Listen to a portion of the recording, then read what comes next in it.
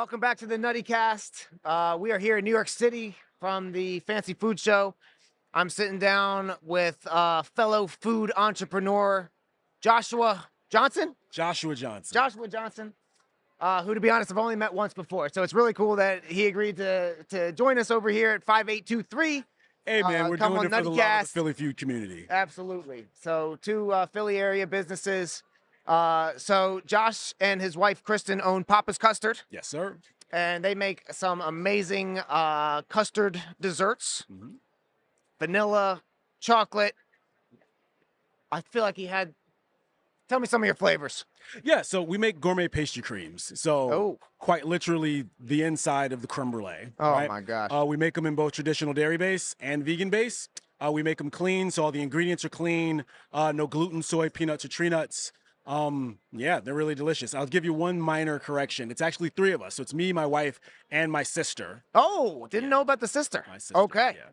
All right. So, I mean, my first question for you is like, so my brother and I are partners in this business, and I'm blessed to say, like, this has only, I think, helped our relationship. Although there are challenges, there are things that we don't always agree on. What's it like being in business with your wife and your sister? And feel free to say whatever you want. They're not going to listen. Well, I mean, thankfully, like the answer is almost carbon copy what yours is. This has been the biggest blessing for our family, to date, right? Like, and for some context, before starting Poppa's Custard, I had a professional services job. I traveled a lot. Okay. My sister is a pretty accomplished chef. She's been on Food Network like 8 times. Last Oh time she my was on gosh. there, she beat Bobby Flay. Oh, my. Right. What's your sister's name? Chef Jewel Johnson. Okay. Yep, she's Okay. actually upstairs at the booth right now. Okay. All But, right. Gonna have to meet her. Oh yeah.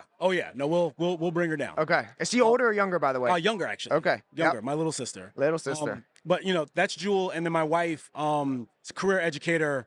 Is now at a Philly area non-for-profit, youth serving non-for-profit. Excellent. And so between the three of us, we had always had like really successful but separate lanes. Okay. And when we started the business, it was really, not to make a bunch of money. It was just our side hustle to force us to spend time together. So like Poppa's Custard is actually my sister's pastry cream recipes that she serves at restaurants, right?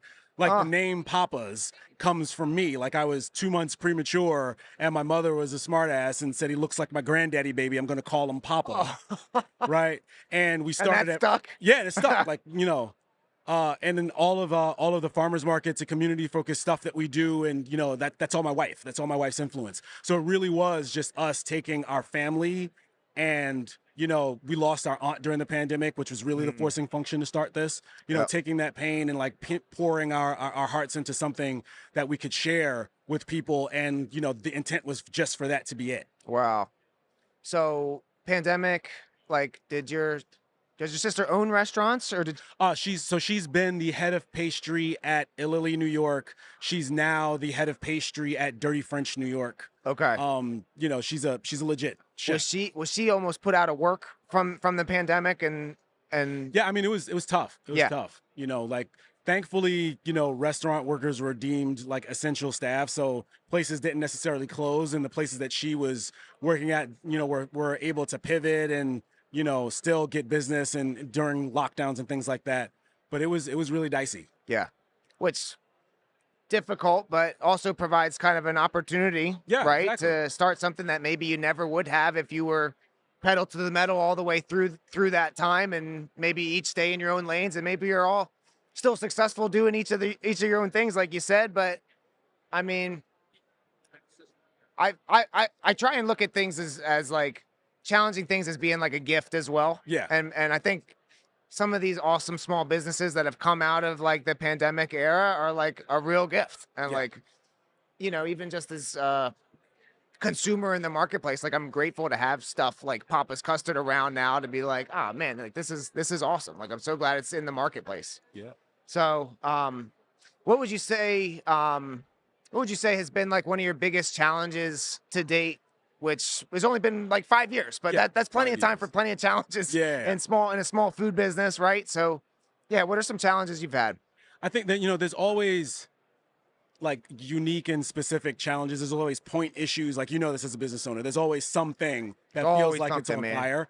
I think for me, it's been, you know, because like my wife and sister still have full-time jobs, and they are effectively my bosses. They own more of the business than I do, right? But I'm the one that's on it full-time and like pushing to grow it and scale it, right? And for me, you know, it's been getting comfortable, you know, being in the wind, as I say. Like, I use this analogy where it's like, if you've got a full-time job, you're a corporate or, you know, something that's more established, you know, it's like being in the trunk of the tree, right? The wind blows, but you're closer to the trunk, so you don't really feel it unless it's a really big, you know, gust of wind. Yeah, that's good. But when you're the entrepreneur, you're way out there in the skinny branches, and, you know, a butterfly flaps and it feels like a hurricane. Yeah, right? That's good. And that's so good. One of the biggest challenges for me has been like getting used to being like, you know what? That one opportunity that we thought was going to hit didn't hit. It's not the end of the world. You know, that one, you know, partner, that one customer didn't work out and we thought it would. You know, every fit isn't for everyone. That doesn't make us bad or them bad. Just means it's not a fit. Right. And like learning to, you know, recognize that 2 steps forward and 2 steps forward and 1 step back is still 1 step forward, you know? Even here at the Fancy Food Show, I feel like we have throngs of people that are like walking past us. And like, for me, I mean, it's kind of tough because this is my baby. This is me and like Jesse's thing, and like, you know, us selling nut butter is what puts food on the table for my family. But at the same time, I got to be like, you know what? 95% of people are walking past, and 95% of people are not my target anyway. And like, I just need to be okay with that, especially at a big show like this. This is an international thing. We're not selling to anybody in North Korea or Vietnam or anything anytime soon. Like, you know, I'm still looking for like mostly local companies in like the Philly or New York, Mid-Atlantic kind of region. Like, that's more our speed. So yeah, and again, I'm trying to look at that as like a gift, as like, you know, you can be in front of like so many eyeballs and so many of them aren't for you and it's not the fit. But like when you find the fit, like that's what it's all about. You know? I like to think of Summer Fancy Food as a great opportunity to get feedback on what you're doing and, you know, kind of see the product live in front of people who know what they're talking about. But there's really only going to be, you know, Sunday, Monday, Tuesday, part of Tuesday.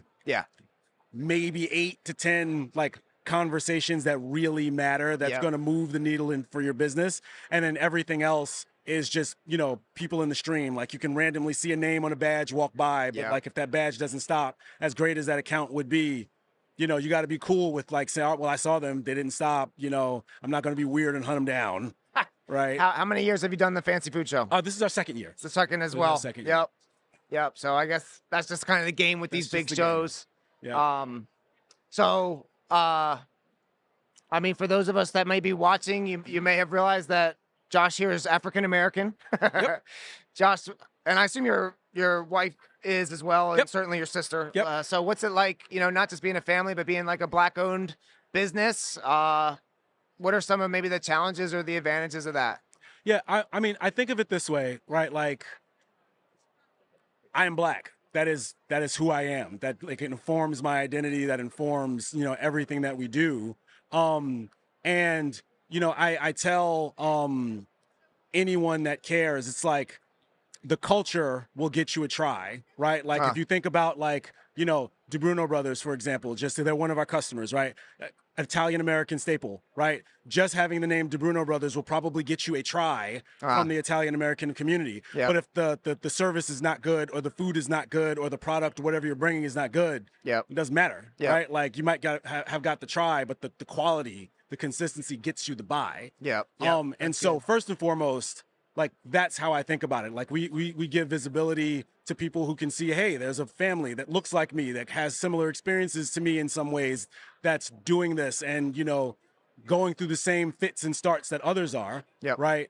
And like, I'm fortunate at this point to not have had any like explicitly negative experiences that I can be like, oh yeah, that's racism. That's just racism. On the business side, you know, it's kind of touch and go sometimes at farmers markets, where you find the one person that feels like asking a salty question, to be perfectly honest. But by and large, you know, it's like, you know, it's like asking a glass of water, like, what's it like being wet? You know, it's just like, I am, you know, and my business, you know, provides value and we got a great product. And, you know, for all the other glasses of water, to use the example, see me doing it and feel like they can do it as well and feel that kind of sense of pride and ownership and like seeing us succeed.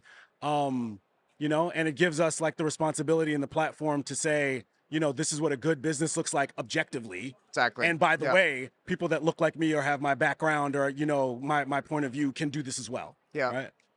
Do you feel like you guys are a source of inspiration maybe to younger Black folks especially, or do you not even look at it that way?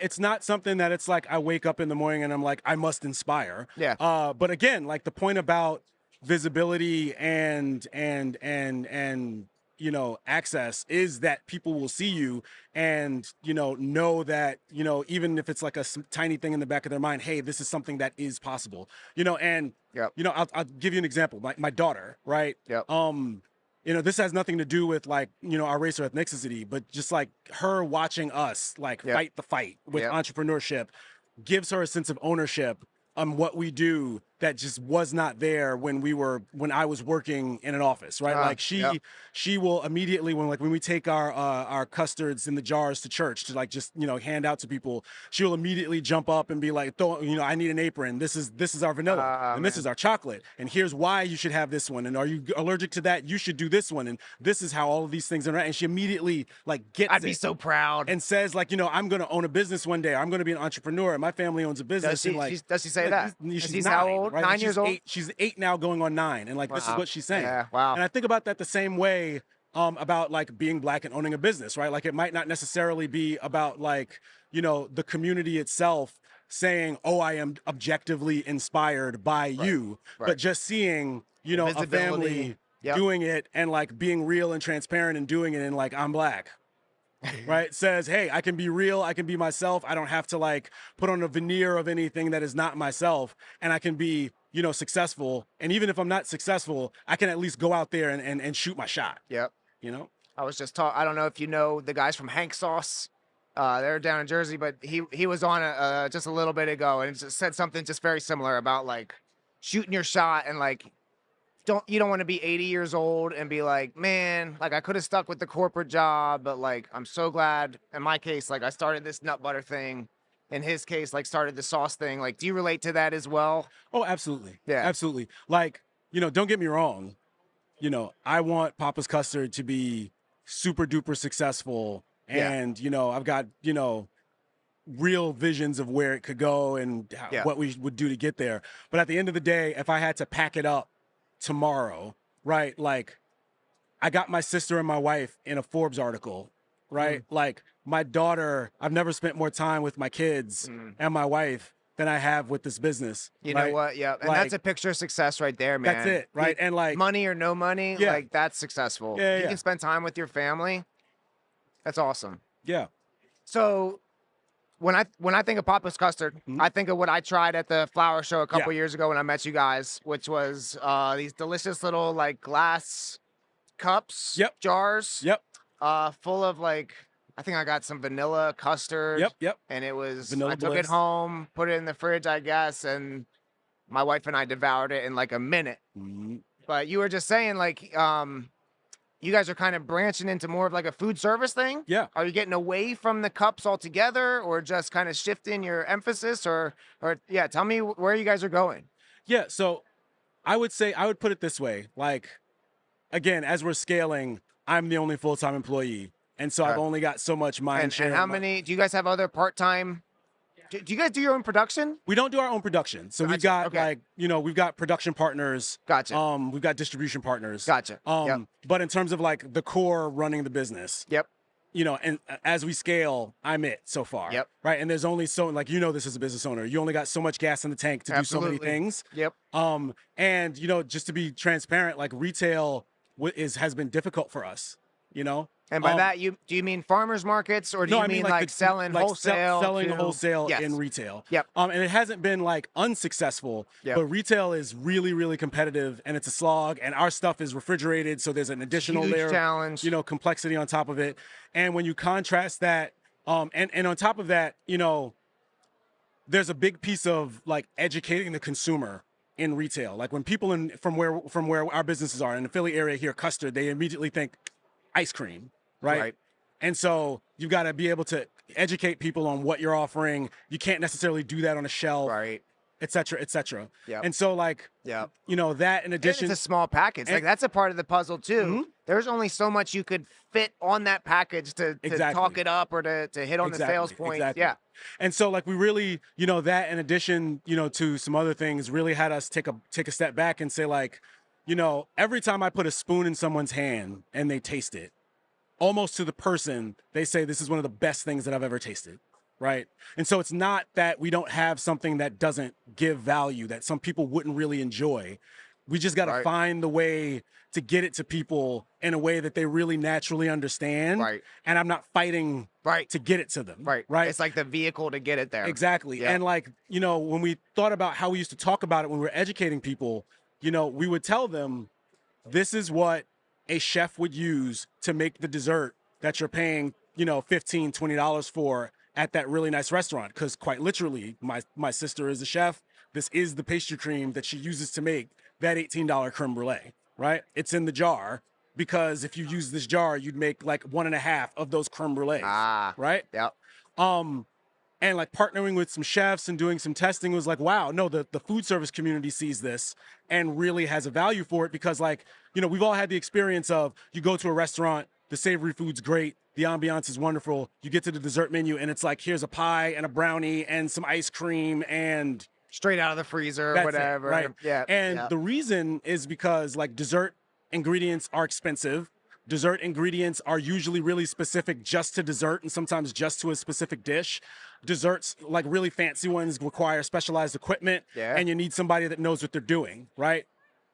And probably I don't know what the numbers are. I'm picturing only 1/4 of people are actually going to order dessert anyway. Yeah, so like 30, restaurants shouldn't focus on it that much about anyway. 30 something % of people will order dessert. Right? So it's more than 1/4, but it's not like the vast majority of it. So if you're a restaurant owner, a hospitality player, food service operator in a really competitive environment, you know, and most people are not really, you know, not really falling apart because you got, you know, a smaller dessert menu, they're going to push. But like food competes with experience. If you got a better experience, then people will pay the premium for knowing, hey, I went to this place and I had a great meal and I had a great experience. And by the way, the dessert menu was so great. And it was even, you know, they had this thing on that menu and it was really, really great. And so if you can help people create that experience for their guests, then that's real. That's magic for the person that's going to the dish, to the restaurant. That's magic for the restaurant owner because they're able to do the thing that they really love for their guests in a new and magical way. That's magic for us because like we find the fit that makes it work for the people. And at the end of the day, the point is to get the good stuff to the people. Absolutely. So like we went to the drawing board and said like, instead of glass jars, we're going to put like a kilo in a plastic bag, like a 1 kilo poly bag. And instead of serving them, you know, in jars fresh, we're going to freeze it, right? Because you get way more shelf life. And all a chef needs to do is take that bag, thaw it. Maybe they need to hit it with a whisk just to make sure that everything's incorporated. And then you plate it. And so if you're the trendy young chef with like 2 people in a closet kitchen in a dream, you go from having to buy stuff out the box to get your dessert menu to now you have a $15 creme brulee on your menu, or now you've got a tart on your menu, or like something on your appetizer menu, and you don't have to hire a pastry chef, and you don't have to have any extra equipment, and you don't have to, you know, done. That makes a lot of sense. And kudos to assuming it was you who had the idea. Well, I mean, kudos to you and your team for making that shift. Yeah. So many people, I feel like, kind of they might go down with a sinking ship, you know, because they're like, oh, my product is popular. People tell me they love it. But they don't think the way you thought, where it's like they love it, but I gotta get it to them in a different way. So maybe that means I gotta change the packaging. Maybe that means I'm selling to chefs and restaurateurs instead of the public. And so you're still doing the jars and stuff. Yeah, we're still doing the jars. Now. Like we're still doing jars. We're still doing a couple of farmers markets. Quite honestly, life has limited the amount of like in-person things that we can do. We've got 3 kids. Yeah. You know, they've got stuff on the weekend. Yeah. You know, and it's just logistically hard to do a bunch of markets. Yep. But we're still in the Philly area retailers that we've been in. But honestly, most of the pull for the business is coming from food service. So For example, right now, we're named on DeBruno Brothers 2025 catering menu. Every fruit tart that they make has our Vanilla Bliss custard in it, right? Congrats. So if you go to DeBruno Brothers, Very you cool. buy a fruit tart, you're getting Poppa's custard, you're supporting. Go to DeBruno Brothers, buy the fruit tart. It's delicious. You do me a huge honor by doing so. Which is not, they're not a restaurant. No, I they're mean, not a restaurant. They're a market. So they're selling this as a frozen item, no, it's in their pastry cages. So if you go to a DeBruno Brothers, you go to the pastry cage where they make all the pastries. Their catering team makes the pastries for them, and then you can buy it at the store, or you can order it from their catering company. So if you're ordering something for your family, the office is getting snacks, you order the fruit tart. Yep, beautiful. There it is, right? Are there any restaurants that you might want to give a shout out to that use your product in any of their pastries or creme brulees or anything? Yeah, so we just got picked up by the Chef's Warehouse in stock as of about a month ago. Hey. So like the entire point of me being here at Summer Fancy Food is to get spoons in faces of people about food service. Yeah. But I will shout out the Philly Art Museum because we were in their grab and goes December to February. It was a really great pilot. Okay. Barnes Foundation, we did a pop-up with them. The vanilla was the base for a creme brulee that they did with the chef residency. Villanova University, their dining team and catering team had about 50 cases of custard over the course of last academic year as a part of all of their catering and stuff like that. And then, any restaurant, any caterer, restaurant, cafeteria, Aramark, I'm Philly, we've got great stuff. Let's talk, can do it. And so, I'm just that's a great list. That's a great list. I'm pounding Villanova University, Philadelphia Art Museum, Barnes Foundation. Those are some great names. Yeah, no, like the product, and that's why the shift to food service, because it's like the product is proven in legit kitchens, period. Not just in Philadelphia, but like legit kitchens. Yeah. Period. How recent is that for you? That shift from like the retail jars to the food service thing? Is this just like is this a month-old thing, or is this like a year and a half? No. This has been probably a 8 to 9 month kind of slow turn of the Titanic. Because again, like we've got a whole community of people that really love the jars, and as long as it makes sense to do so and we can continue to do so, we want to like keep doing that. Yeah. But again, like as a small business owner, like as the momentum shifts, with the market. You got to go where the opportunity is, and this is a really great opportunity. Like it took us 4 years to get our first our distributor. Shout out to Artisan Exchange out of Westchester, PA. The Baldessari family. They're amazing. They carry all of our stuff. So if you're in the Philly area and you're looking for a local distributor that you want to work with, Artisan Exchange out of Westchester carries all the retail jars and all of our food service stuff. But it took us nearly 4 years to get 4 years to get a first distributor, right? Okay. And it took us like 9 months after shifting to food service and getting in front of the right people to then get the opportunity with the Chef's Warehouse. And it's just been like the momentum is there, right? Yeah. And so, you want to keep serving the community as much as you can with what they love. And you try to, ideally we would find a way to continue doing both, right? Like grow where the growth is, but continue serving the folks, taking care of the day ones, Yep. That's kind of been our mentality as well. Like we have the retail jars and stuff, obviously. And then a lot of people don't know that we also make everything in bulk form. So we sell to not a lot, for us it's a lot, of like smoothie bars, juice bars, places that do acai bowls and drizzle peanut butter on top. Like our stuff is awesome. When you're a small business owner, one is a lot. Like there you go. There you go. We got it. Right. Like the business is the business. Yep. We got it. That's a lot. And then Princeton University actually uses our peanut butter in their dining halls. Congratulations, man. So that's actually been close to like 10 years. We had been doing the farmer's market up there, and a student, I don't even know who it was, approached like the dining hall folks and was like, why do we have Skippy peanut butter in the dining halls? Like this has all these like garbage ingredients. She's like, I know a local company that makes a fresh natural peanut butter, and it was us. And sure enough, they called us. They actually came out to our facility. I was super nervous. I'm like, folks from Princeton University are showing up at Nutty Novelties here in Telford. They did a little walkthrough. They loved it, and they've been a customer for like 10 years. And it's like awesome. You never know what's gonna come. So your very first food service customer, I'm just curious.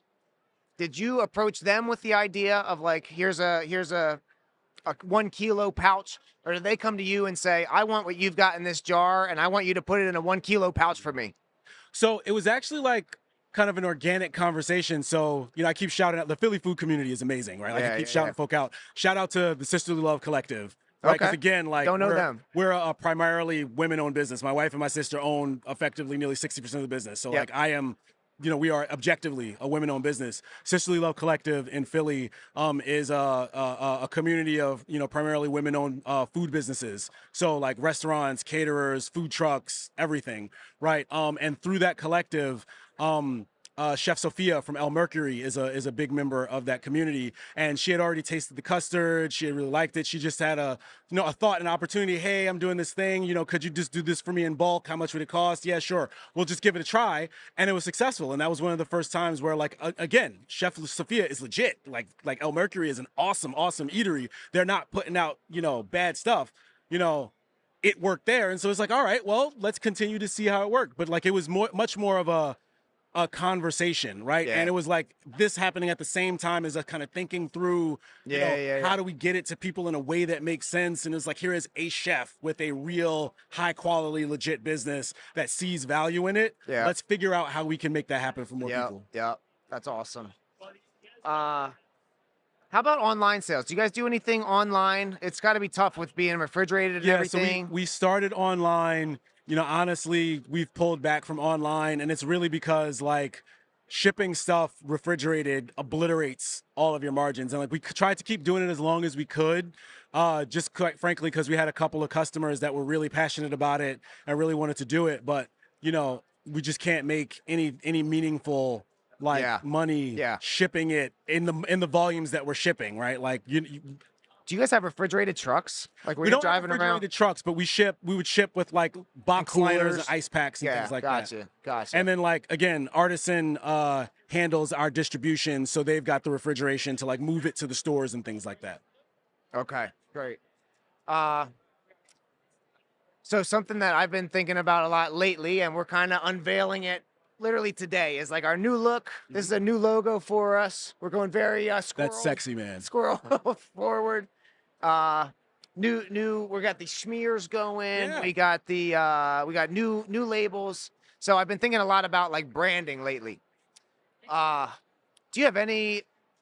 What's your mentality when it comes to like branding and like the imagery that you're like putting out to the public? So this is really a great question because it hits on a conversation that me and my wife were having, and I think it's a mistake what we first did that a lot of small businesses do is that like our branding represented us versus what we were selling. Right? Like we're really like we're not really stuffy people, right? Like, and so when we were talking to our designer when we first did the brand, we were like, listen, it's a quality product. It's a high quality product. You know, we want this to feel like you're at a really nice house, but it doesn't really look like pretentious and ostentatious, right? Like maybe there's some crayon scribbles in the corner because we got kids, right?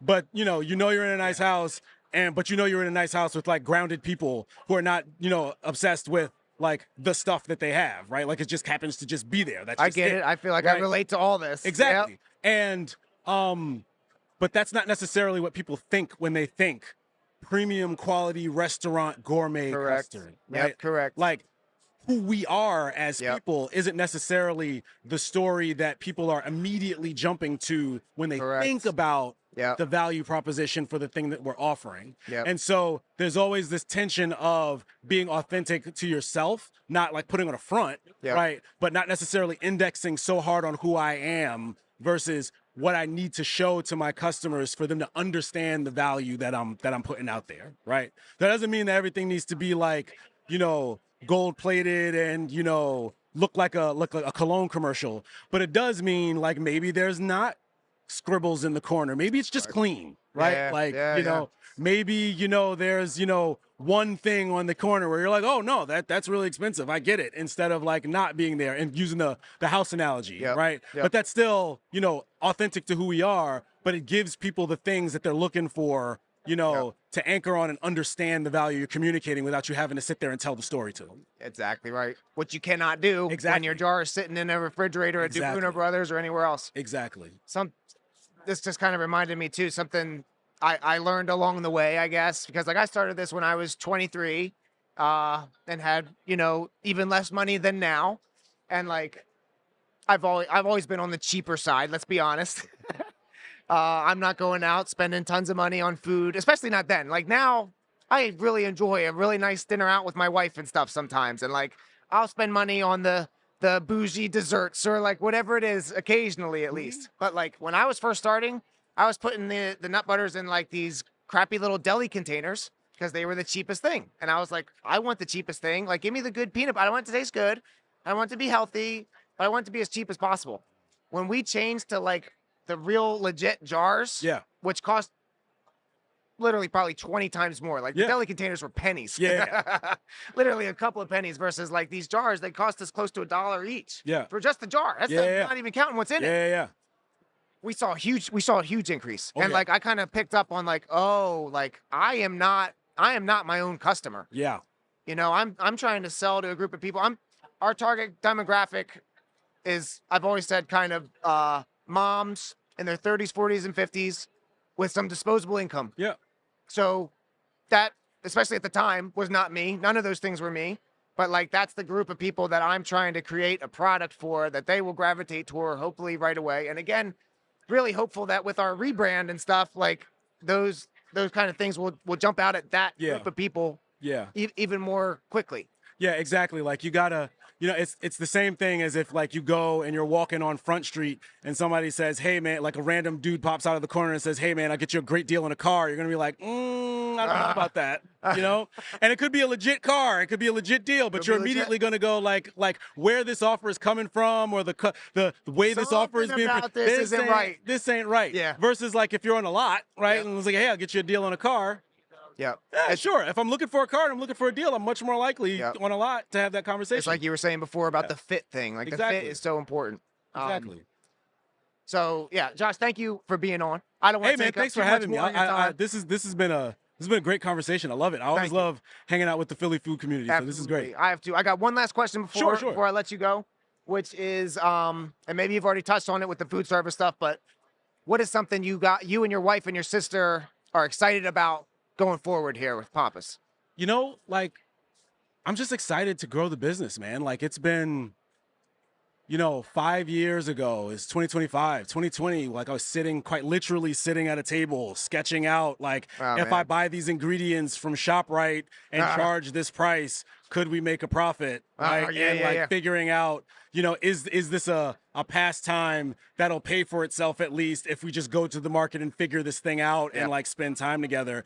And like, now we're in position to, get this to every food service player that could want it, up and down the East Coast.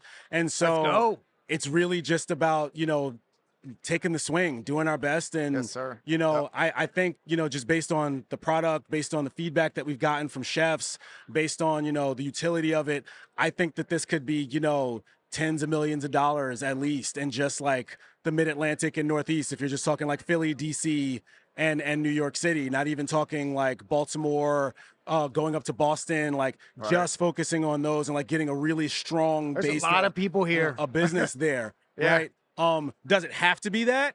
No, right? As long as our bills are paid and our kids are taken care of and stuff like that, that's a beautiful thing. And I think the opportunity's there, so we're going to chase it, right? Absolutely, man. That's beautiful. And that's again, exactly my mentality too. Like, I feel like we have the potential to go crazy. Tens of millions of dollars might be out there.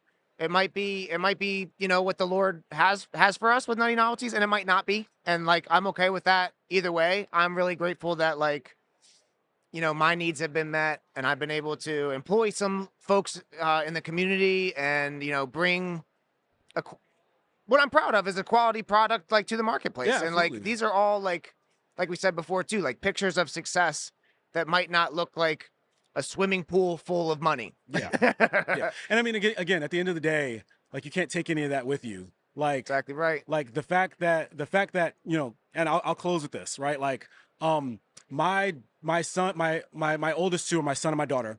They both do Brazilian jiu-jitsu, right? And since we started the business, I've had enough time to go to like every single class. Like I take them to class That's a picture of 2-3 success. times Beautiful. a week, right? Every week, like clockwork, and they've gotten really, really good at it. Do you know what they did for Father's Day for me?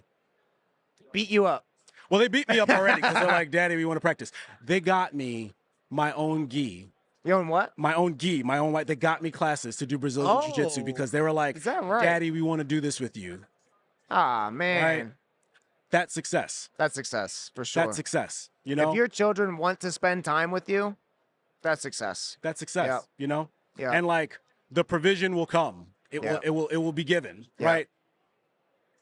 How you spend the time is the success. Yeah. Amen. Yeah. Very good, man. Thank you again for being on, Josh. I wish you and your family nothing but continued success, even in the form of tons of money. If that's what's for you, man. But in the meantime, I wish you all the successes that you're already having, you know, in abundance. Thank you, brother. So thank you for being on with us. And as always, stay nutty. Excellent. Thanks, kid. That was beautiful. Thank you so much. I mean, like I said, I'm an open book. That's all real. Like, that's it, you know? Not me. That was all fake.